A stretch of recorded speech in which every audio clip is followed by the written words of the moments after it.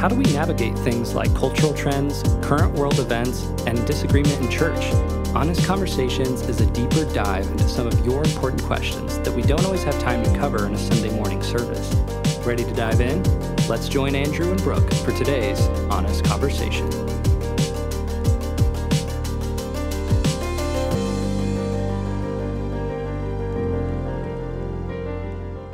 Welcome back to Honest Conversations with my pastor. We are on episode 2 of elections. So if you didn't listen to the first episode, we kind of laid a foundation of our country's history, our biblical mandate as Christians regarding politics, and just kind of how we should view the world as it regards politics. Mm-hmm. This episode... And we kind of covered the fact that, if you're a Christian nationalist, that doesn't make you a racist bigot. Yes. So. Yes, we also covered that in different terms. Yeah, well, But there you go, more specifically.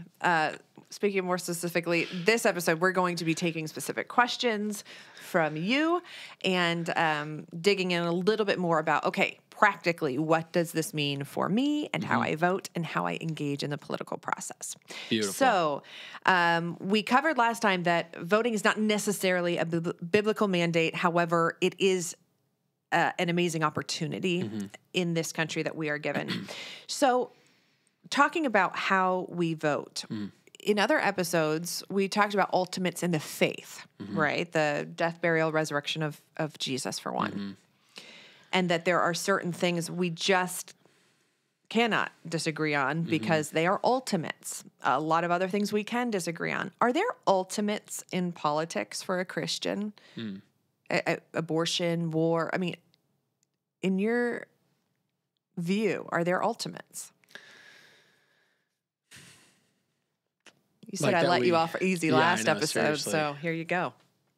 Like, are there things that it's like, as a Christian, you should never vote yes for this or no for that? Right.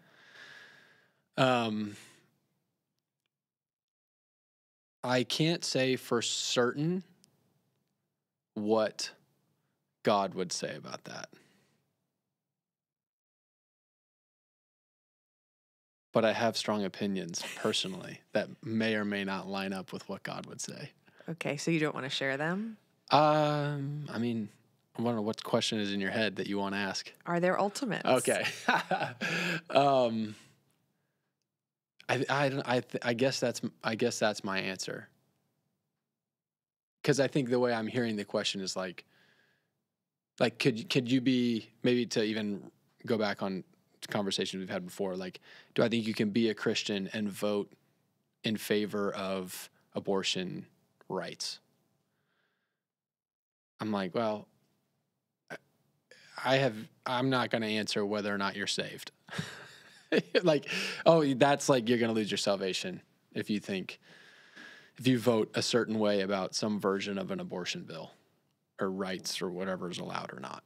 Okay. So I don't know that I'm not like, yeah, I don't have position on the salvation of that person. Because faith ultimates is dealing with salvation. I mean, like that's what, so it's hard to kind of equate that with politics is what you're saying. But then it's like, but then I'd also, on that, I'm like, well, I mean, I think it's murder and I don't see how a Christian could say like murdering, let's legalize murdering children.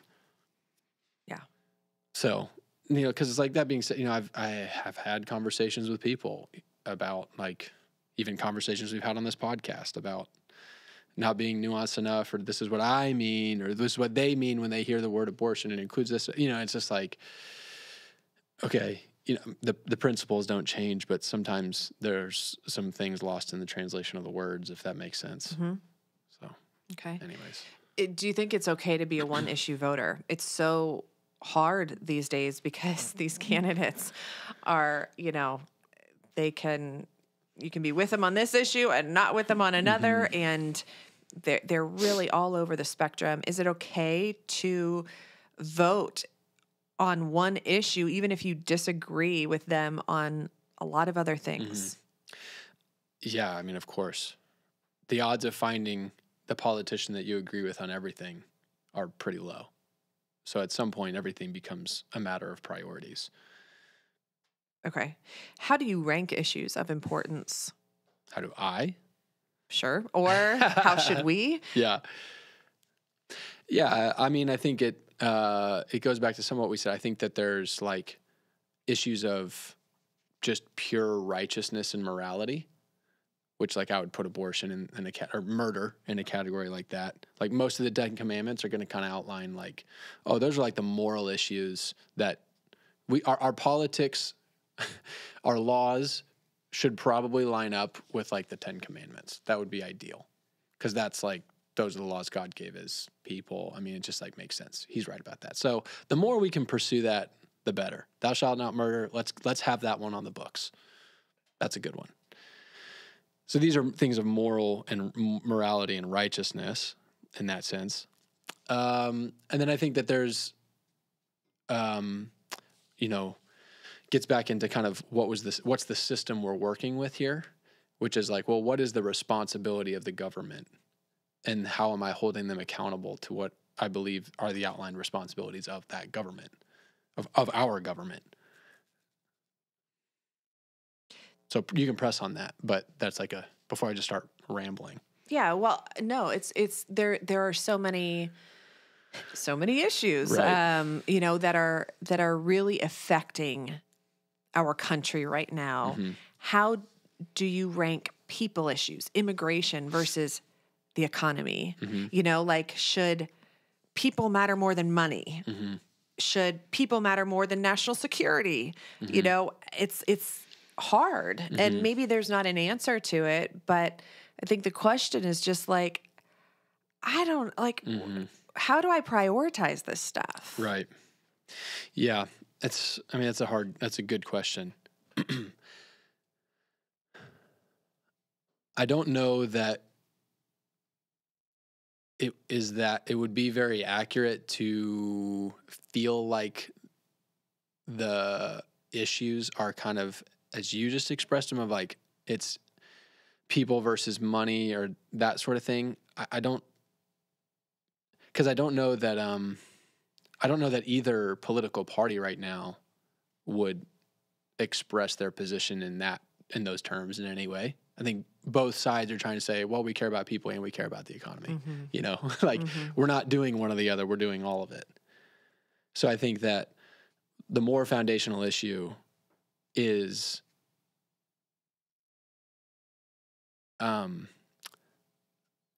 who is our government responsible to first? And are they responsibly executing that obligation well? Okay.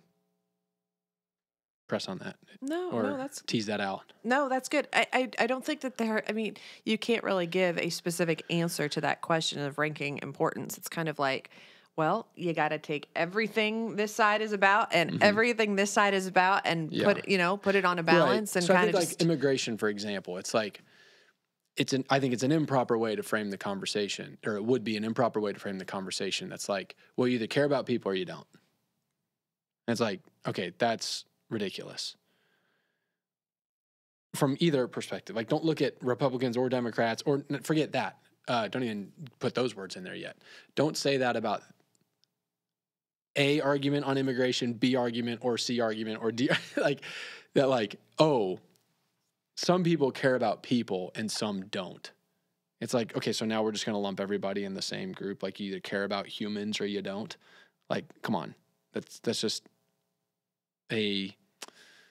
that's a power move to try to manipulate people's emotions, basically, and make yourself feel good. Everybody's trying to figure out. There's a lot of people everywhere. There's a lot of people, for example, in the United States, and there's a lot of people who want to come into the United States. What does it mean to care about people? And who is the U.S. government responsible to care for? Is the U.S. government responsible to care for people, like every human on the planet?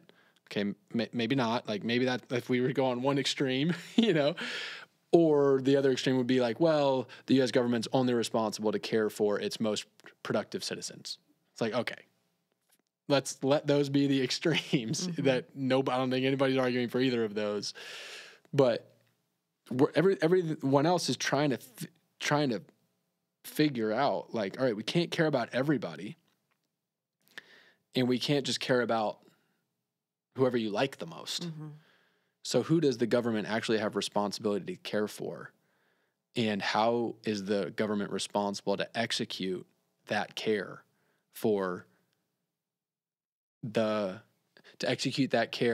in the way it's responsible to execute it for the people it's responsibility to execute that for?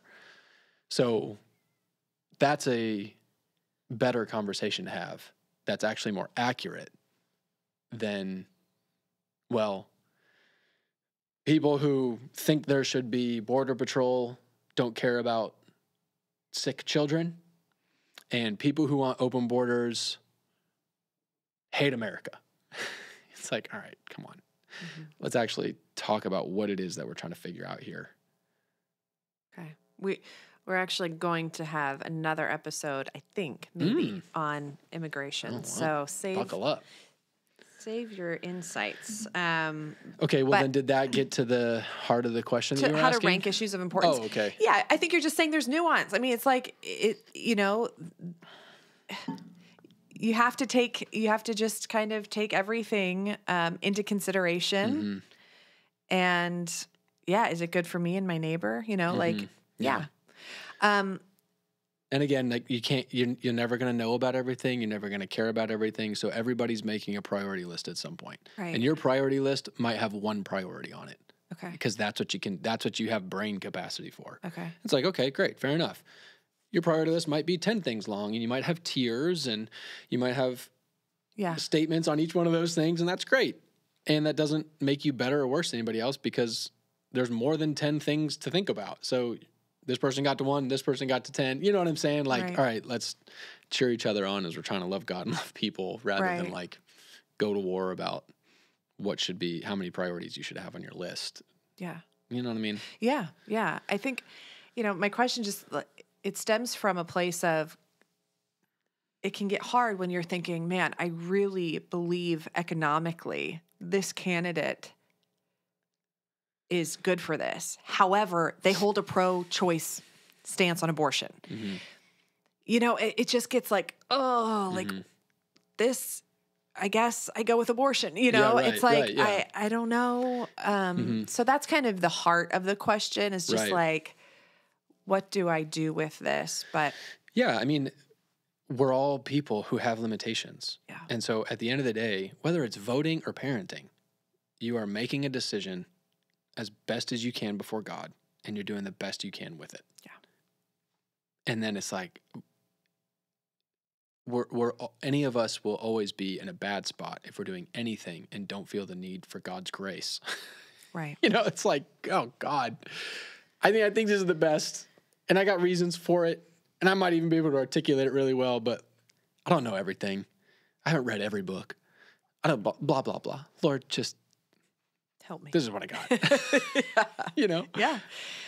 We cannot obviously ignore the fact that there is a major election coming up this fall, and it seems bizarre to me with a background in news that we have not had debates. Nothing's happening. Like, nothing's happening. Nothing except everything. Yes.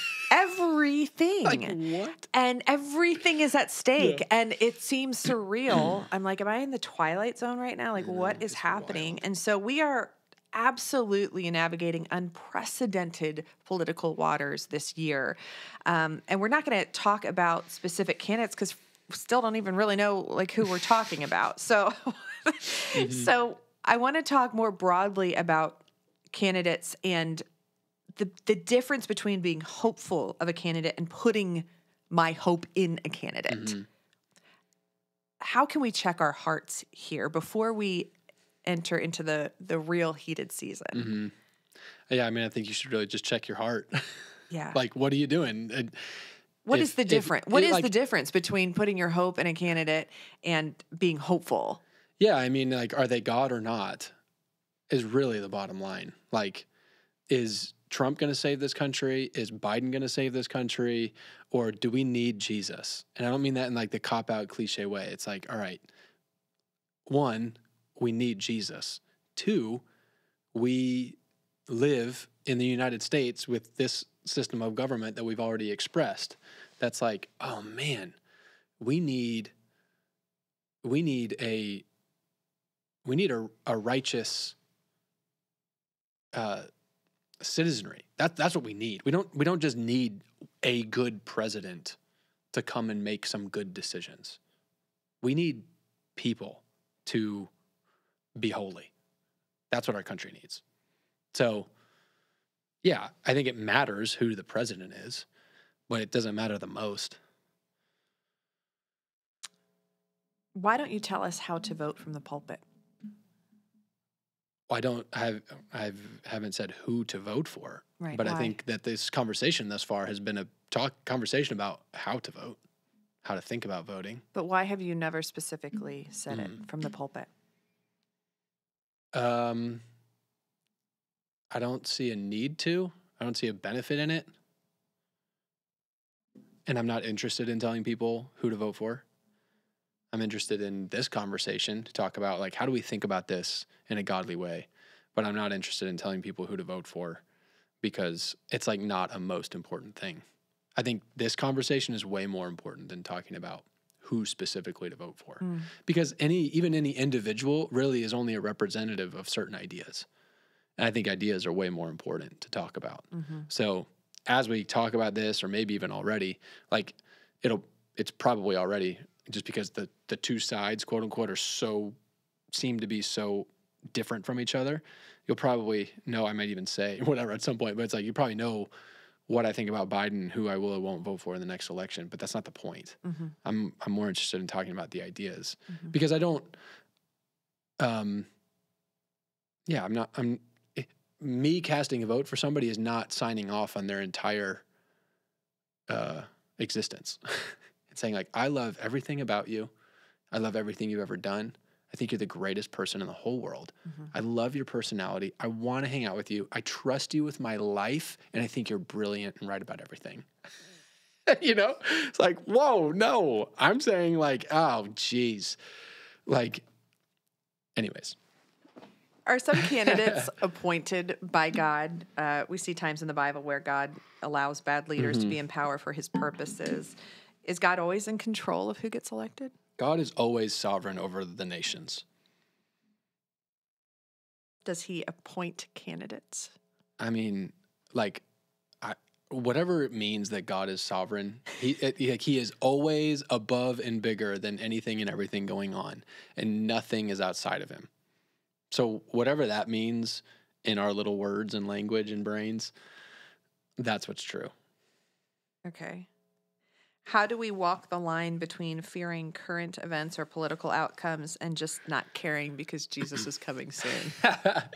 I think we read the book of Revelation. Oh. That's what we do. I think Revelation gives us great context for, like, what this life as a Christian is like, and what we can and should expect. And I mean that, frankly, from the way of reading Revelation that like David articulated in my interview with him and in his book Mystery Explained. I think that's not what we're here to, like. I'm not here to, like, draw a hard line on that. I'm just saying, I think especially in the introduction of that interview and in the introduction of his book Mystery Explained, he articulates that Revelation, the proper way and helpful way to read Revelation is that it's a picture of what life in this world as a Christian is going to look like until Jesus returns, in the sense of, like, it's pastoral and it's prophetic, which those words essentially mean, it means so many different things, but I think the bottom line is pastoral is draw near to Jesus. Jesus is king.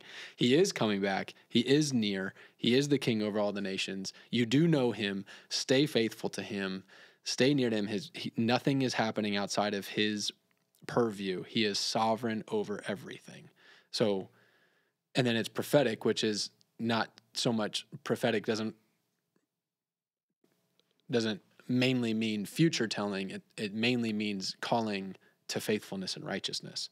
So pastorally, Jesus is near. You can trust him. He is holding you.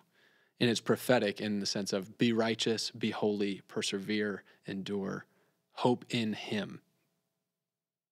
So I think that's what we should be living in. That's like scary things happen and you will be scared of things in your life. But don't be more scared of them than you have a fear of the Lord and a trust in him. You're allowed to have fear because if nothing else, at times it's a visceral reaction. Mm-hmm. You know what I'm saying? Like it's a human thing. And stay faithful to God because no matter what fearful thing is happening, Jesus is still the king. And I still fear him more than I fear death. So if God is driving the world events to a single future moment of the return of Jesus, why even try to influence politics? For the same reason you get out of bed every day. Or parent your children. Or work out. Or go to work. You have a life to live, and you're responsible for what you do with it.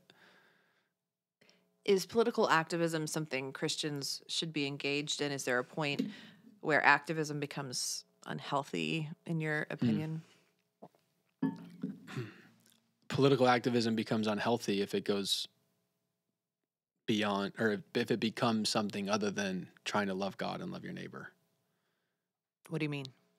If it becomes about self-exaltation, or if it becomes about, building a platform or being right or making people feel stupid or whatever, like that's a problem, just like anything else. But I think the first part of the question, I would kind of reference the whole conversation we've had up until this point, that, well, what would it even mean to be politically active? I think anytime that you are living as a civil person, you're being political, like, because politics is basically just like, okay, we're in this world with multiple people trying to live together. How's that work? That's essentially what politics is like, how do we all do this together? So when you are like a good, righteous person with your neighbor, that's a political act in a sense. Yeah.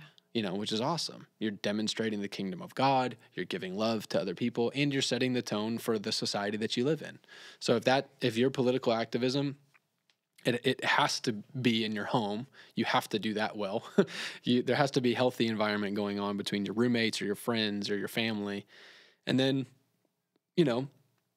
if the extent of your quote unquote political activism doesn't go beyond you being a good neighbor in your neighborhood, that doesn't count for nothing. That's a big deal. That's impacting the people's lives that are nearest to you, and that's cool. The world of politics seems so gone. It seems corrupted to a lot of people. It feels like it's, so many people say, we just have to start over with Congress, like get everyone out. Let's start over. Is it important that Christians... I'm not against that, by the way. I don't know how it's going to happen. I mean, who's going to vote themselves out? Seriously. I don't know. Seriously. But is it important that Christians at least consider getting into politics? I mean, it can feel like such a why. Who would ever want to do that, And I've heard people say, that's why we don't have any good candidates. No one would want to do that, take that job. Yeah. It's like, yeah. Should we be at least considering entering politics if we have a heart for it? Absolutely. Like if you want to, if you have a heart for it, if you like God's calling you to it, that's great. Go for it. And like, the next business you start isn't going to fix the world, and you being a political candidate isn't going to fix the world. But we're not out to fix the world. We're out to abide in Christ and bear kingdom fruit. And if he's leading you down that road, awesome. Just like anybody else and every other Christian, stay near to Jesus, bear kingdom fruit, and go for it. And I think, what you were saying is so true about like, why would any good people want to do that? It's why we don't have any good candidates. And back to kind of the structure, I'm like, my perspective is like, I think that was kind of the point, is that like the government was never supposed to be the pinnacle of civic achievement. That's why, like, I think, you know, our first handful of presidents were like amazing men, and the people who wrote the and like Washington after 8 years was like, I'm not going to keep doing this. That was one of the most noble things he did, was like set that tone for like, there's some people like, wanted to make him king, and he said exactly. no. Well, that was the statement. That was like, this isn't even really supposed to be a position of power. Like, you shouldn't even really want to do this. It basically, like, you know, they call it civil service. It's like, the idea is like being in government's supposed to cost you something, not make you millions of dollars. Right. It's supposed to be a drag. It's supposed to be inefficient. It's supposed to be slow. It's supposed to be difficult, and it's not supposed to make you rich. So, right, all of the quote unquote, you know, best people, the dynamic, smartest, wisest, most righteous, pure, simple, healthy people should look at that and be like, yeah, whatever. Which is like, what the government's doing shouldn't even really matter that much for me anyways. Like, I'm going to go build my great life for me and my neighbors. Like, just, you know what I mean? Yeah. Yeah. And Anyways, I should there's say, a lot there, but well, I should say locally too. I don't want to paint too broad with too broad of a stroke, because there are amazing godly candidates, you know, on the local front. I don't know nationally, Right. so I'm not speaking of everyone. It's just the general No. consensus. I just want everyone I've to heard hear people me say that too. Like, this is such a mess. Why would good people want to do this? I think it's a Right. fair sentiment. There It's are not good a judgment people. about Right. everybody everywhere. But even at that point, it's like, we, you know, again, the system is built to where our local stuff should mean a whole lot more to us than the federal stuff should. Right. And we do have some really great people in state and local governments, which is really encouraging and fun. And that's a great thing, and it's really impactful. Yeah. Like, anyways. Yeah. I think it's obvious that, like, being a federal House of Representative member is like not a very influential position to have. Like, there's however many of them. Like, your ability to really get something done is pretty limited, which is the point. Right. Right. Somebody asked, can we trust people who claim to be prophets of the Lord, who have received visions and dreams of specific politicians winning an election, or certain politicians representing wicked biblical figures like Jezebel? What do we do with these voices? Diego, what do you think? He shakes his head. Don't ask me that question. Can we trust them? Oh my goodness. I guess we'll see, won't we? So maybe another way to say it is, how much stock do we put in that, in prophets? Yeah. I mean, let's say it this way. The people who have done that publicly in this country, as far as I know, collectively, have a very poor track record. So there's that. Read the question again. Can we trust people who claim to be prophets of the Lord, who have received visions and dreams? About what? About specific politicians winning an election, or certain politicians representing wicked biblical figures like Jezebel. I guess it's like, well, what would it mean to trust them? Like, okay, I'm going to vote based on what this prophetic person said. Like, this prophetic person said Biden's going to win again, so therefore I'm going to vote for Biden. Is that what that would mean, to trust them? Well, you're asking me a question now. I think it would mean it could be putting your hopes in a certain outcome, or even planning your life around something that you think is going to happen, whether that's a recession or, you know, whatever. Yeah. I guess that's what trusting would look like. Yeah. I'd never really thought about that. Yeah. So I think to anybody who would ask that question, that would be my question. It's like, what would it mean for you to trust this prophetic person? What are you actually asking or thinking about? Yeah. So again, so I think I'm like, I don't really know what exactly that would mean. If it means like, well, then I'm just going to vote. Like I'm just going to vote for whoever so-and-so prophetic person says is going to win the election. It's like, oh, okay. Well, that's how you want to do it, I guess. Mm-hmm. Go for it. Mm-hmm. Like, I'm not even that interested in the question, honestly, because it's like, okay, like that's what you want to do it. Did that person make a statement about the last election too, though? And how did that go? Or like that circle of people, do they have a history of making these claims? And how often are they right? Well, not that often. It's like, okay, well, I mean, then maybe not. Trust, whatever that means, you know? Yeah. I don't know. Yeah. I'm trying to kind of give something on a question I don't fully understand, so I'm going to stop talking. Okay. But it's a fair question. Fine. I get it that that's a question people are asking, but I don't totally understand what the question really is. Yes. Like what implications are at stake for... Yeah, because I know most elections, there's prophetic people who make prophetic statements. Yeah. And, well, I'll just say, for me, I'm like, great. You don't listen to them, though. No, because I don't know why it would matter. I'm still responsible for what I do with my vote. Okay. I think that's an answer. Okay, I'm going to, whatever, like, yeah. Okay. If you're right, you're right. I'm still going to vote I'm going to vote the way I'm going to vote. Yeah. And, okay. Okay. Let's talk about this fall and Joe Biden and Donald Trump. At this point, they're back. They're back. Ding, ding. Aren't we just all tickled? What do we do, Andrew? There are people who are like, I can't. Run. Pack up your bags. Costa Rica is calling. Yeah.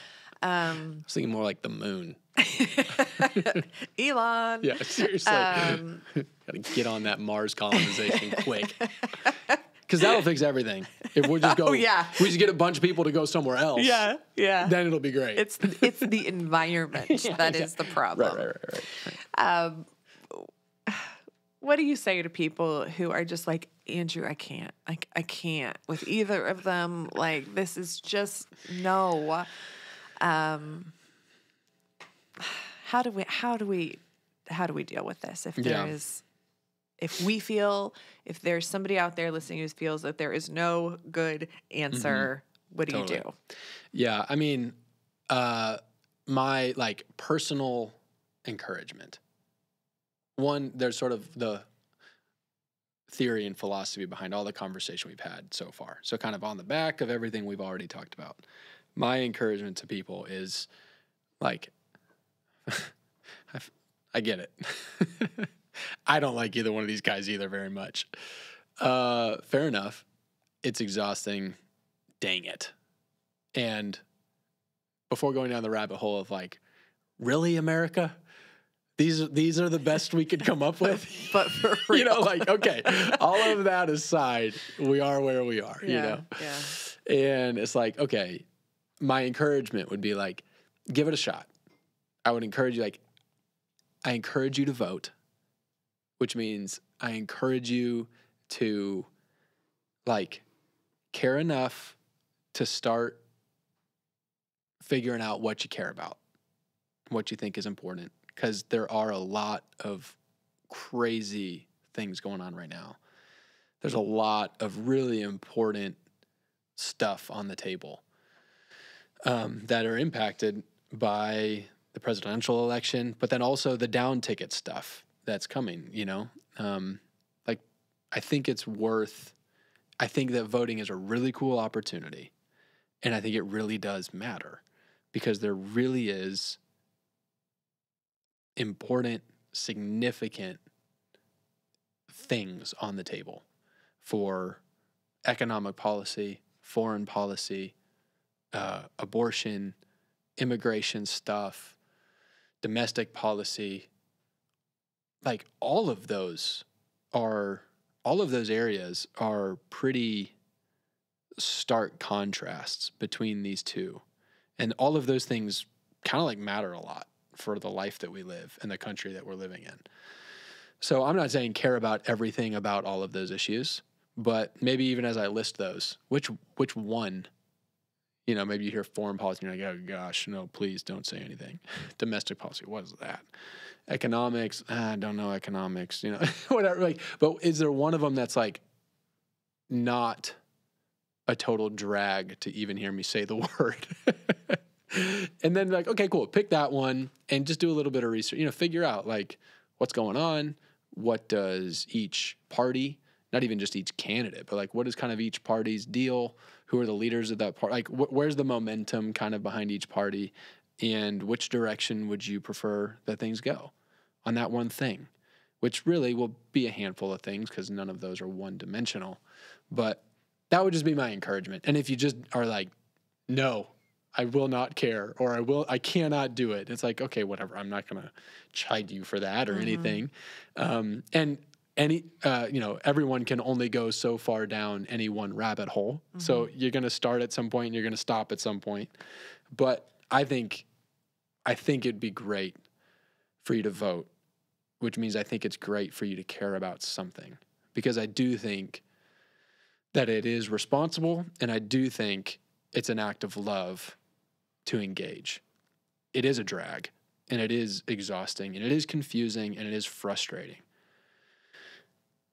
But I think all of those expenses add to the value of the act of love that it is to say like, okay, I'm going to care about me and my neighbor and my friends and my children and the world that we live in enough to give at least a couple of hours between now and November 8th to figuring out who am I going to vote for.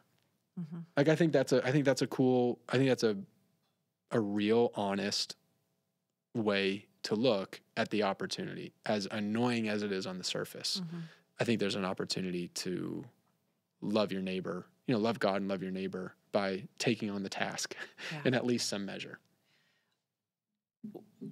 We will certainly hear one way or the other allegations of fraud or unjust whatever around this election. Totally. I mean, we're just going to. Yeah. Like November 9th, you're saying. Like whoever wins, somebody cheated. Yes. 100%. Yeah. What if? I mean, what if we believe that, something bad went down? Like, how do we handle like this totally like uncertain realm of elections, and especially when we feel like we can't trust anyone about this kind of stuff? We really don't even know what's going on. And you're seeing, cell phone video of this happening and that. And, can you imagine what kind of video is going to come out now with where AI is at? Oh my gosh. We're not going to know what to believe. And I guess that's my question. Right. Is like, all right, are we just supposed to like throw our hands up and be like, I voted, Right. Yeah. Yeah. There's sure to be, some of this to come. Yeah. I mean, I think that there's going to be, everyone's going to have varying reactions to that. I think though, at the end of the day, this is where like, I care a lot personally about this country, and I care about my neighborhood, and I care about my yard, and I care about my home. Like I care about this country. I care about what the people who are elected to be running things are doing, because I think it does matter. So I'm going to vote, and I am going to care, and I'm going to have maybe different levels of spirited conversations with different people in my life or whatever. And I'm going to have real, genuine convictions. And my hope is not in this country. I feel called to this country. I feel called, but I feel called to the kingdom. That is an element of, like, when we talk about being called to the nations, like, I feel like God's called me here, so I care. But like, and I would prefer that certain things go a certain way. And if they don't, Jesus is still king. Yeah. So it's that tension of like, well, yeah, Jesus is sovereign and he's king over the nations. But that doesn't mean I don't get out of bed because like, well, he's just going to do his thing and he'll take care of me and provide. It's like, no, I still have a life to live, and I want to lay my life down for his purposes and for my neighbors and all of those sorts of things. So I'm going to do what I can do. And if everything's a fake and a fraud and a disaster behind the scenes, I'm like, I'm not responsible for that. Whoever did all that stuff, they're going to have to answer to God for that, and I'll let them do that. But I did what I could with my life. You got to let it go. Let it go, as Elsa would say. Yes. Okay. Anything Speaking else? of prophets, anything else from you before we wrap up this episode on elections? There's so much we could cover. This was just kind of Are we doing more basis. Conversations, or is this the last one? On election, this is the last one. Okay. Are we talking? You said we were going to do something about immigration, or are we not doing that? Well, it's up to you. Okay. My idea, I want to have an episode or a few episodes on hot button issues, immigration, war, and death penalty specifically. Interesting. And talk about, yeah. Great. Diego, any questions you think we should talk about? You've been listening.